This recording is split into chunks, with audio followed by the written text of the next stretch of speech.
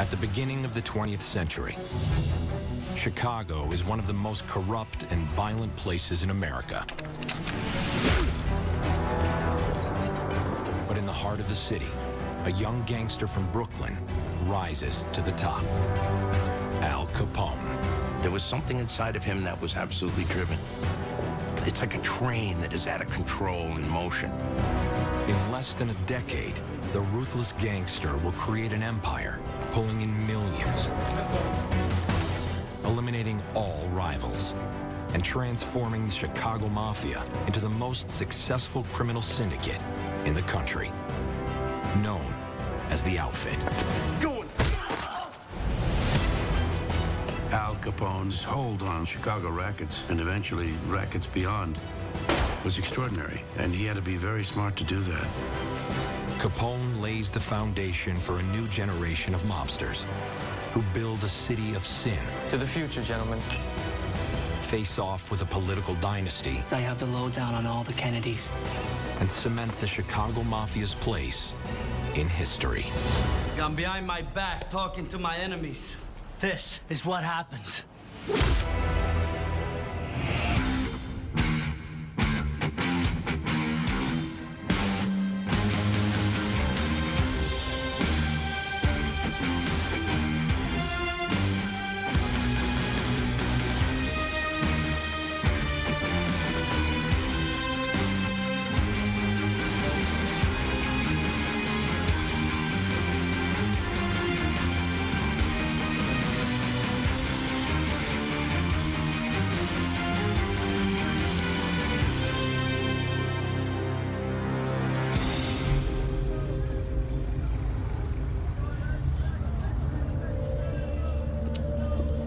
The story of America's most notorious gangster starts on the streets of Brooklyn.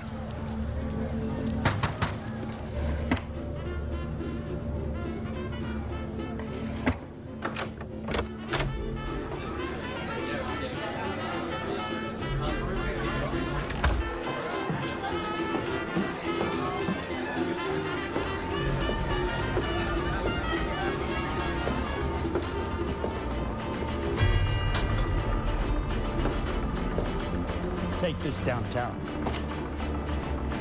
This is a raid! Nobody move! Hit the wall! Turn around! Hands on the wall!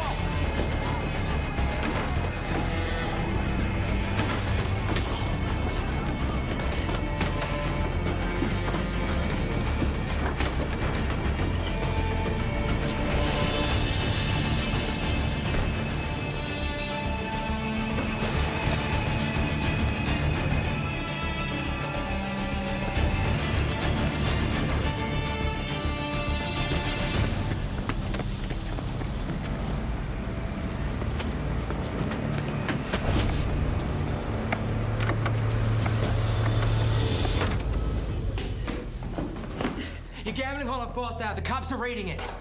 I thought we paid them off. We did. Well, then why the hell is this happening? Mr. Torrio. I want you to get me the police chief on the phone, and I want the name of every single one of those cops. I grabbed as much as I could.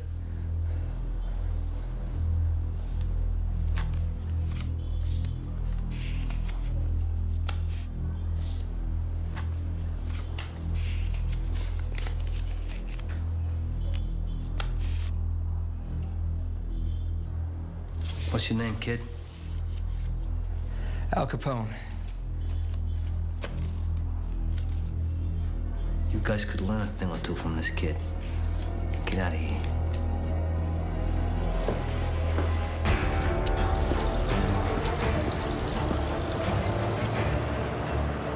At the age of 14, Alphonse Capone starts running errands for local gangsters.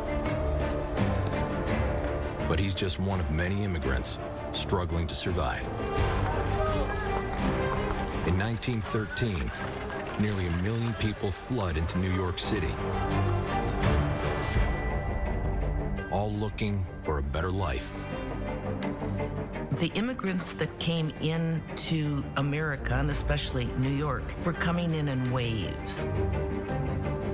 And the first ones were the Irish. So when the Italians came in, they were viewed as low people. For some Italians, the only jobs available require backbreaking work.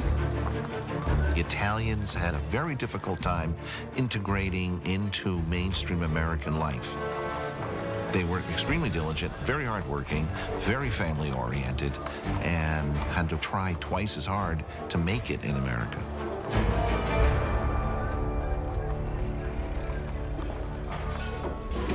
I come home to a beautiful meal, a beautiful wife, beautiful family. Al Capone lives with his parents and 8 siblings in a small 3-room Brooklyn apartment. Al Capone's family were very happy, very close-knit. I think you almost have to be close-knit when you've got that many people living in a little tenement apartment. His father worked as a barber and really did anything he could to hustle and feed this very large family. Despite having respectable jobs, the family struggles to get by. My grandfather told me that the oldest 3 would have to sleep in the same bed, and it was just a single bed. And I think that they wanted something better than that.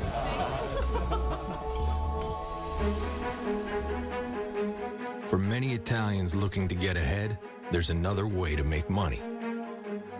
New York is ruled by street gangs spread throughout the city who band together to make big profits running illegal rackets in their neighborhoods. There were gangs who were involved in all kinds of different economic interests. The illicit activity was just overwhelming. Places where guys could go to not just drink, but to have sex with prostitutes, to gamble in casinos. And the gangs were making massive amounts of money.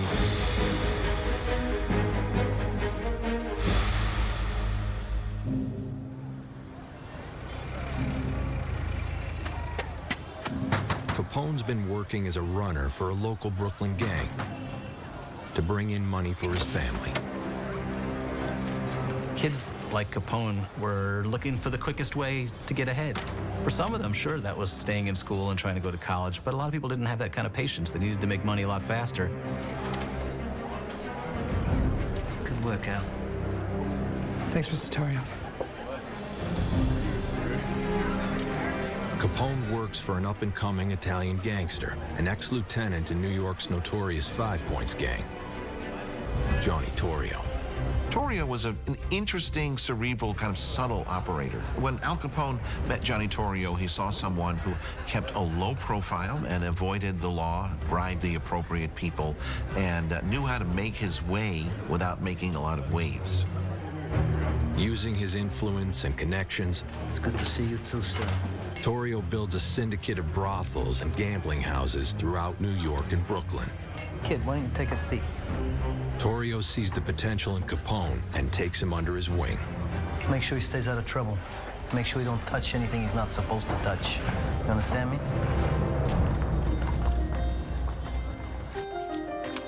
At the end of every week, you reconcile the entire week, and I want you to bring those numbers to me. You understand? Yes, sir. Johnny Torrio, he was a mentor of Al's. And Johnny taught Al a lot about temperance and the use of his brain over brawn. He knew that Al Capone was both smart, and could handle himself. It's really Torrio who taught Capone that this could be treated as a serious business, not just an underworld activity, but that it had something in common with running a real business. By tomorrow morning. All right. Okay, off you go, you guys.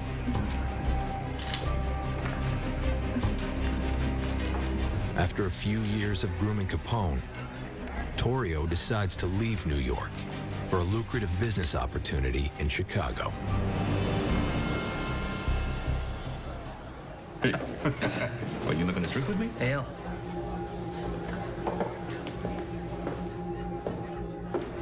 Listen, I gotta go to Chicago for some business. It could take some time. Okay. Frankie here could use some help behind the bar. Yeah, you a good barman? Yeah? If you need anything, talk to Frank, you all right? Hey, you'll be all right. You got a good head on your shoulders. Before Torrio leaves town, he sets up Capone with a powerful mobster who runs a bar on Coney Island. But he's also known throughout the city as one of New York's top hitmen. Frankie Yale was a gunman. He was tough and rough around the edges and violent, far more volatile and hot-tempered than Torrio. He terrified a lot of people, including Capone. Drink.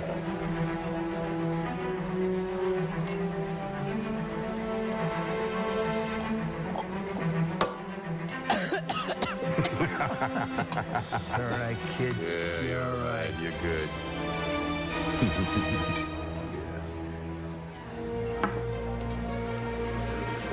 Capone begins working for Yale.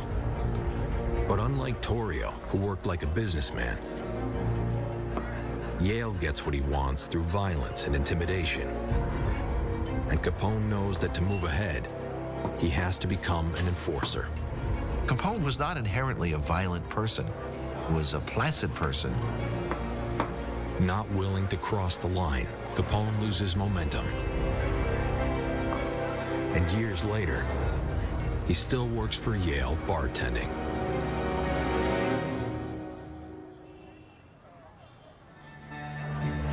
Yeah, I got you.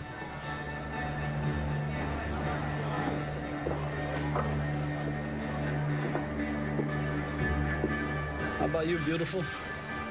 Can I get you another round? Sure. What would you like? Surprise me. Capone was working as a bartender at the Harvard Inn and saw a girl he liked and approached her. More often, huh? What the hell are you doing? We're just talking here. Relax, I said we're just talking here.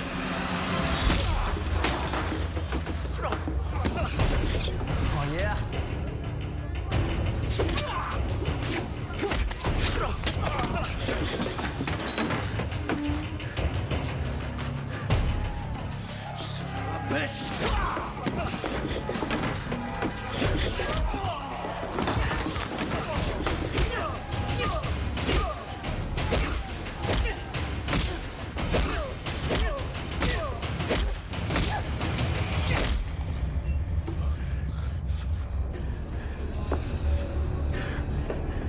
Local gangster pulled out a knife, slashing Capone across the cheek, the neck, throat, and that's how he acquired the nickname Scarface.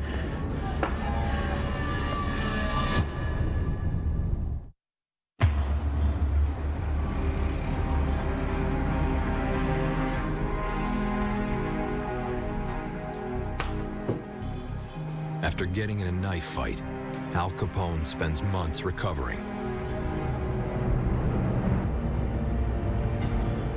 To have a massive scar, 3 cuts across the side of your cheek, had to have been devastating. First of all, it's a sign of weakness. Second of all, he's a young man, and now he's got these big scars across his face. I think it must have been tough.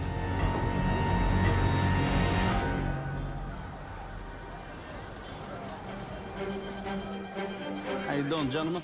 With no other options for work, Capone returns to Yale's bar and begins dating a girl named May Coughlin. Bartending's okay. Long hours, I'm guessing. Yeah, really cute, you know. May was a lady personified. She was very classy. And, you know, she was beautiful.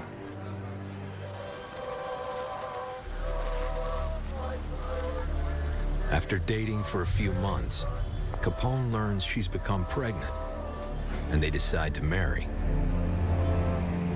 But Capone knows he isn't earning enough to support a wife and child. So he decides that he needs to move up in Frankie Yale's organization.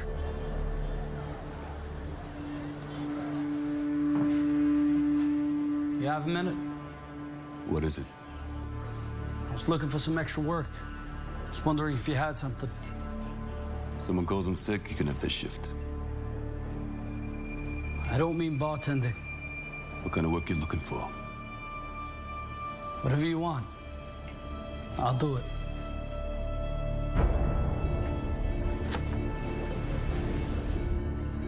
Tell you what, There's this guy. His name's Tony Parada. And he owes me $1,500. You think you can get it for me? I'll take care of it. Thank you. And Capone, you come back with my money, or you don't come back. Yes, Mr. Gale.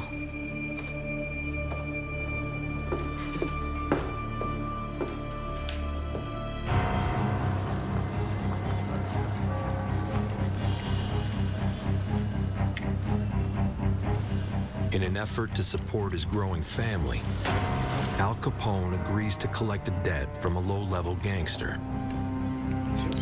Come on. That's rubbish. That is rubbish. Get on here, guy. Tony Parada? Do I know you? You know my boss, Frankie Gale? You owe him some money. I'm here to collect it. Tell him I'll give it to him next week. He wants it today. Look, I don't have it right now. But I'm working on it. All right? So get lost.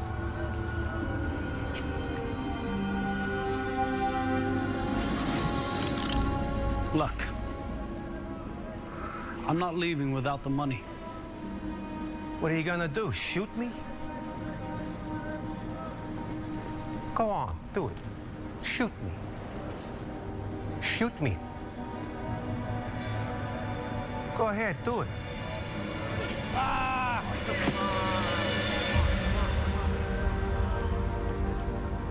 That's what I thought. You couldn't...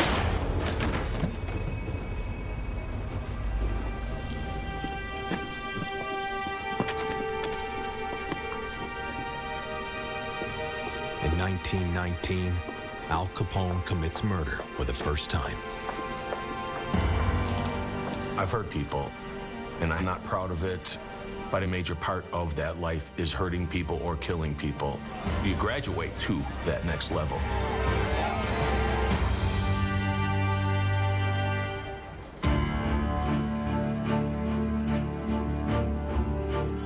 After committing his first murder, Capone realizes that this is not the life he wants. Al Capone wanted to be a very good man and provide the best for his wife and son. He believed that family is everything. So he decides to make a new start and leave New York behind.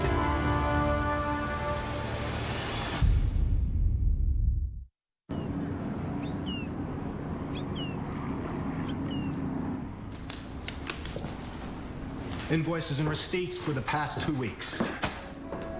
I want payroll on my desk first thing in the morning. I'll get it done. Good. Al Capone left Brooklyn to go to Baltimore. This was his way of getting out of the neighborhood and all its negative or criminal influences. He was able to land a job at the Aiello Construction Company, which was a legitimate construction company. He was an accountant there.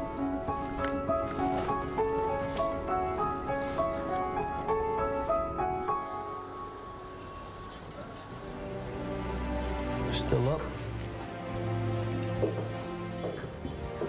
Sorry the gin has gone cold. It's all right. Despite having an honest job, Capone is struggling to provide the life he wants for his family.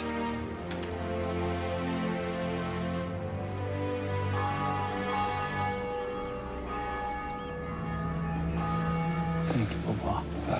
You're looking sharp, huh? In the spring of 1919, Capone holds a baptism for his son and asks his childhood mentor, Johnny Torrio, to come in from Chicago and be the godfather. Listen, Mr. Capone.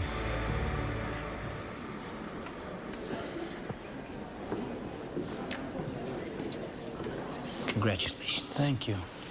How you doing? How's Baltimore? How's bookkeeping? Yeah, it's a job, right? Right. You're doing well down here, though, yeah?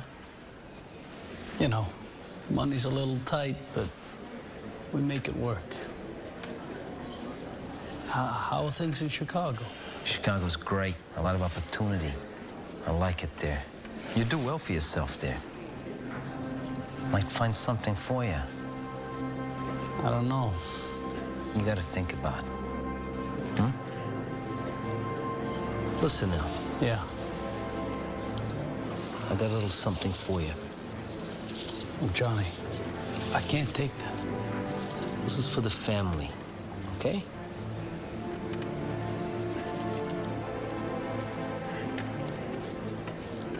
Thank you. Think about it. I will.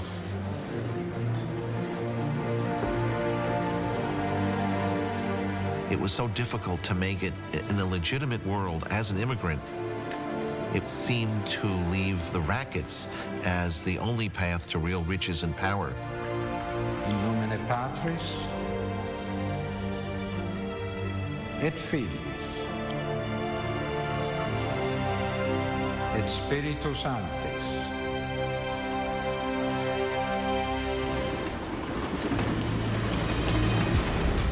Taking Torrio up on his offer, Capone decides to move to Chicago, giving up his job in Baltimore and planning to call for his family once he gets himself set up.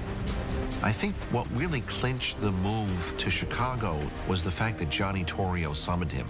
If it had been anybody else, Capone might have remained in Baltimore indefinitely, but if Johnny Torrio said he should do it, then he was going to do it.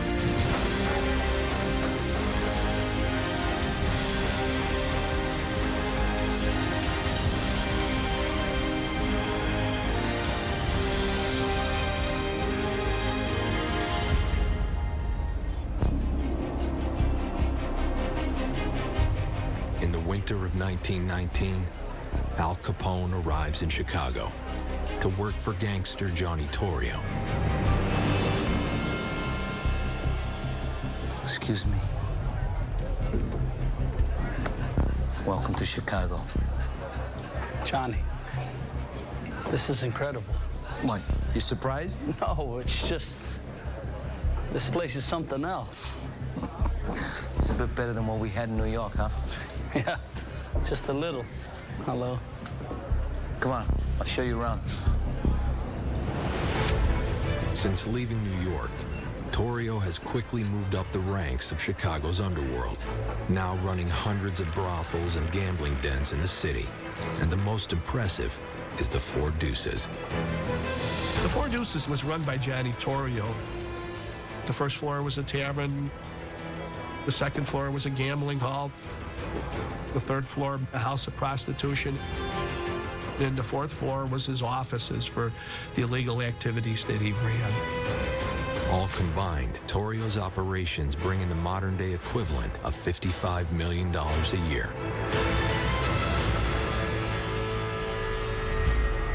But he has to kick up a big piece of the profits to his boss, Chicago's most powerful crime lord, Big Jim Colosimo. Big Jim Colosimo was certainly the most successful gangster in Chicago before Prohibition. His gang was taking in by far the largest revenues. He was diversified where a lot of the other guys were specialized. He had his hand in gambling, prostitution, in some labor racketeering, etc. But even though Colosimo owns the largest empire of brothels and casinos in Chicago, he's still only one of several kingpins. Chicago was a city of neighborhoods, so the businesses grew up out of the neighborhoods. Italians were mostly in the South, and there were more Irish-led gangs on the North Side.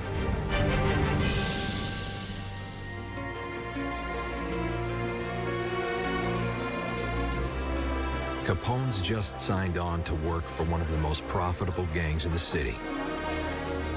But soon, a decision from Washington will change the mob in Chicago forever and bring him back into a life of violence.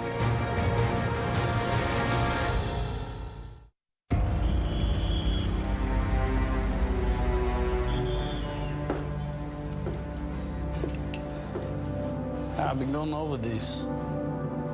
There's a lot of money here. There's 10 more of those to come.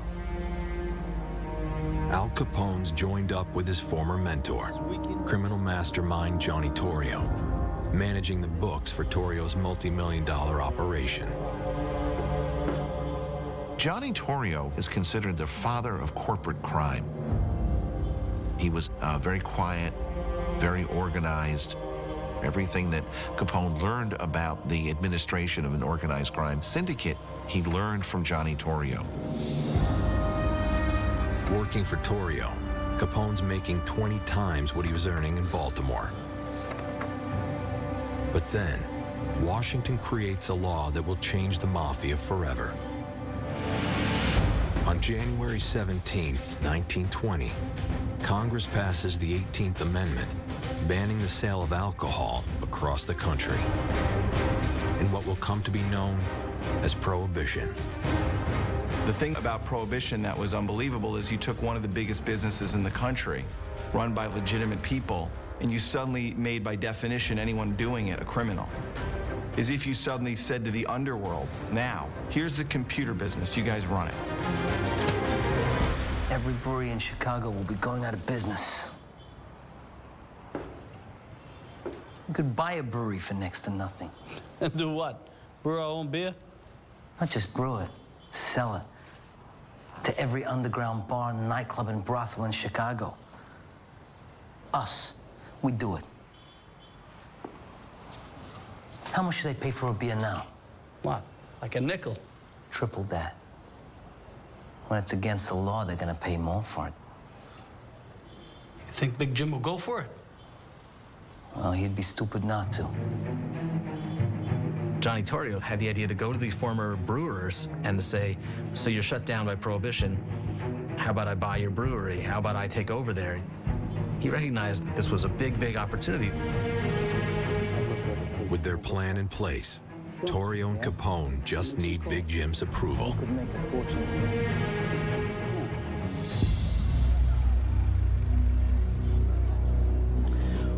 Once we get things up and running, we'll be producing enough booze to supply every one of your joints for pennies on the dollar. A barrel that costs us $5 to brew, we sell for 45. Sell. That's the plan. If we move on this, we'll be selling beer to half of Chicago. Can you imagine how much money we'll be bringing in?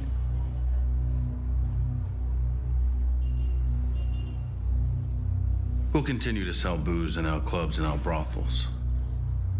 But we're not making it. And we're not distributing it. This is millions of dollars we're talking about here. And you think you're the only one who's thought of it? Every gang in Chicago is going to be fighting for a piece of that action. It's going to be trouble. Trouble I don't need.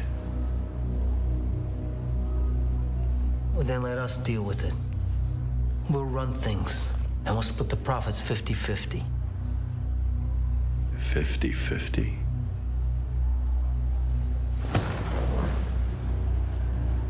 You work for me, managing my businesses. No one in my organization is going into bootlegging. No one.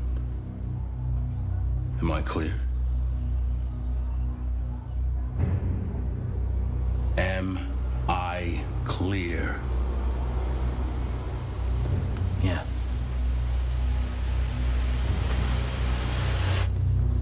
Now get out.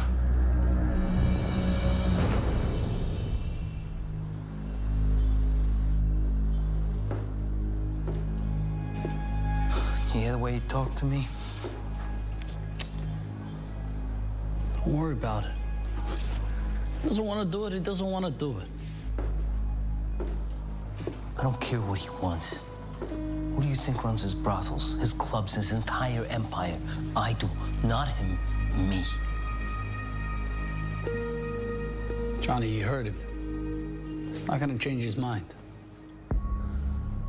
Yeah, I know. If he doesn't want to get into bootlegging, that's his problem. But he's not going to stop us. I'm going to do this. And I'm going to do this with or without you. And I need to know that you're with me on this.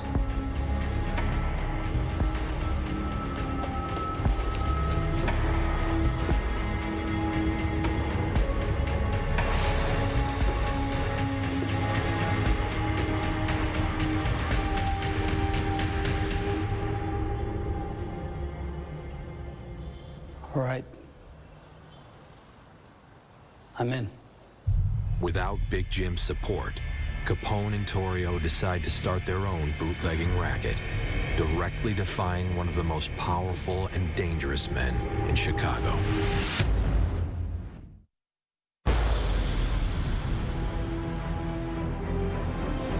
Despite being forbidden from going into bootlegging by their boss, Big Jim Colosimo, Johnny Torrio and Al Capone decide to start buying breweries that are going out of business.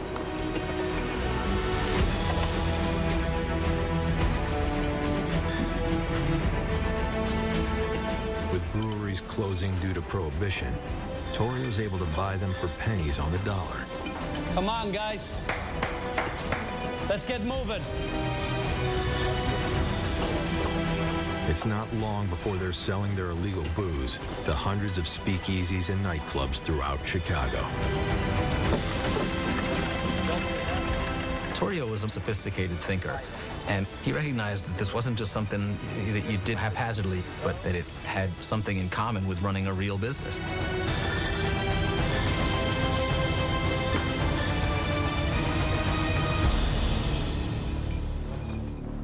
Within months, they've acquired 6 breweries and begin producing thousands of bottles of beer a week. But even though their bootlegging business is taking off, they still answer to Big Jim.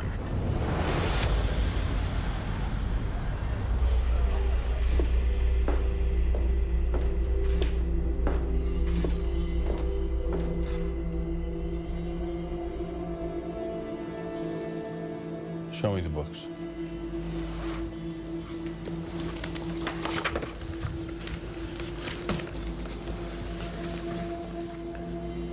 On the left, you have the receipts. I know how to read a ledger.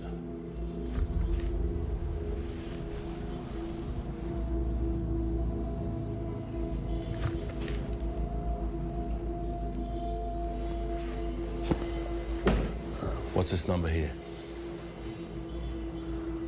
That's cash unaccounted for. Unaccounted for?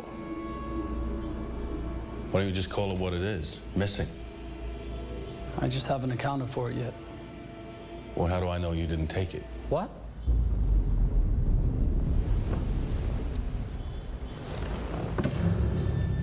How do I know you didn't take it? I didn't.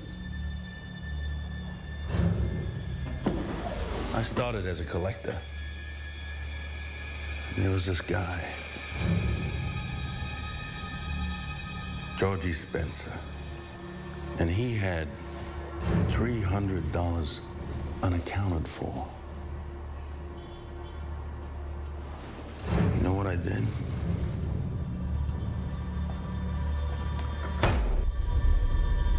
I took that 300 from his wallet as Georgie bled out in the street. I didn't take your money. Then go find it.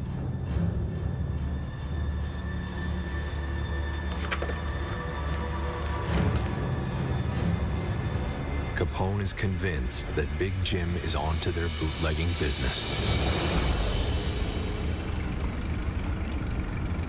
Fearful that Big Jim will order a hit on them, Capone isn't sure what to do next. There's no question that Colosimo was dangerous. If he had learned that there was a plot against his business, I'm quite certain he would have killed him himself.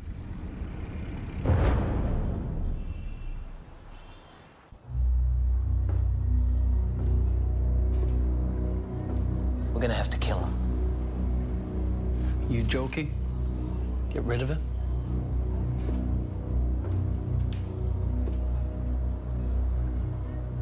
You sure this is the right move? Well, he's leaving us no other choice. I know, but still.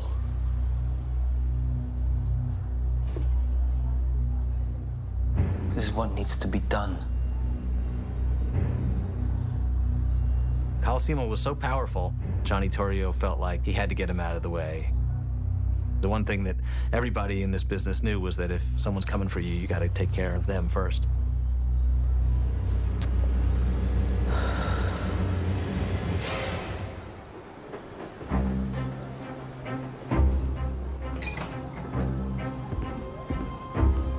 With Big Jim having so many connections in Chicago, Torrio brings in a New York hitman he knows he can trust, Capone's old boss, Frankie Yale.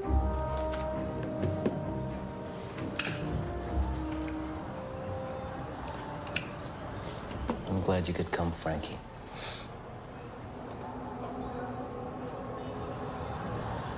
It's good to see you. And I ain't seen you since Brooklyn. You're supposed to collect some money for me, right? Ends up killing the guy.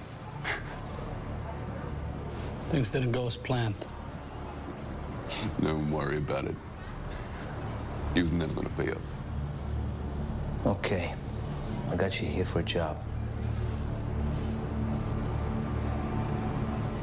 The important thing is that it doesn't come back to us. Do you understand me? Who is it? Big Jim. Yeah, you are crazy. We gotta take some action here, and I need your help. How much?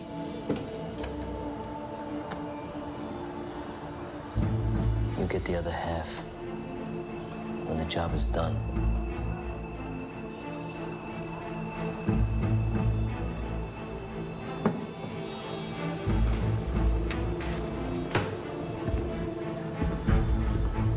Tell me when and where. I'll take care of the rest. Thanks, Frankie.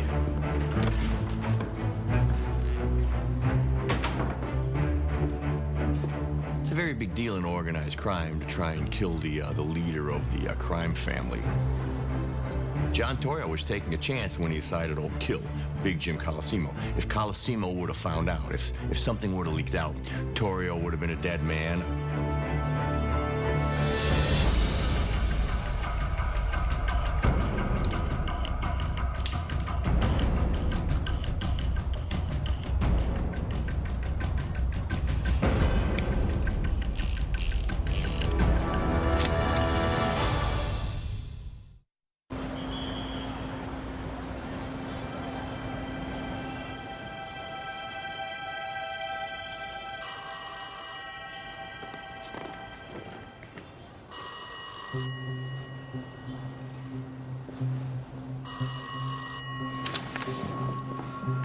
Yeah.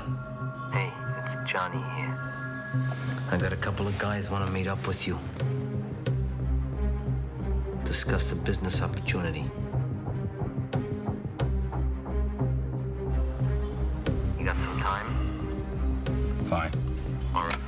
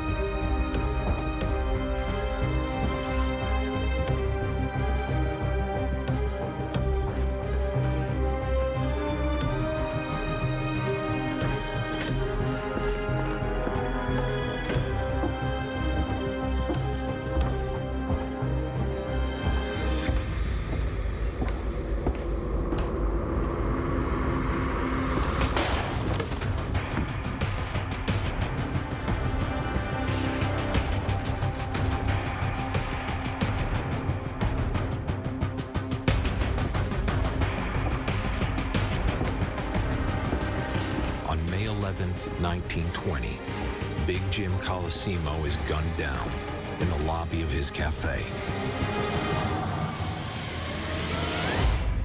The murder shocks the city of Chicago, but with no witnesses willing to testify, the crime is never solved.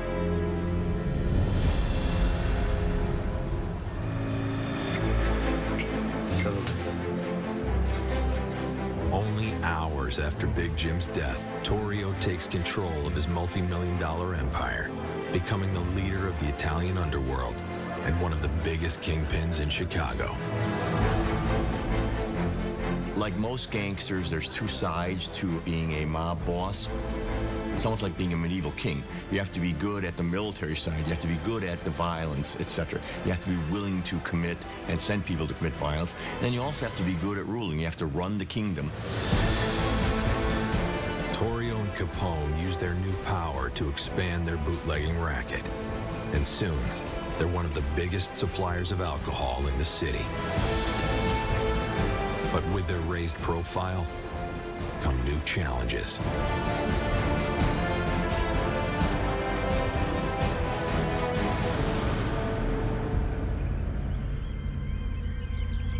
As they grow their operations, they begin taking more risks, pushing into northern territory controlled by their fiercest rival,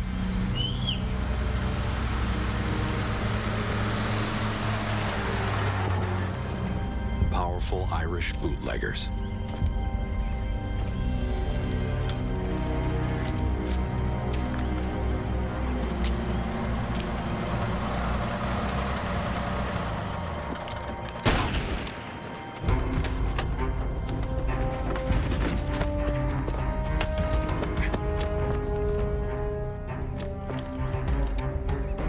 Who do you work for?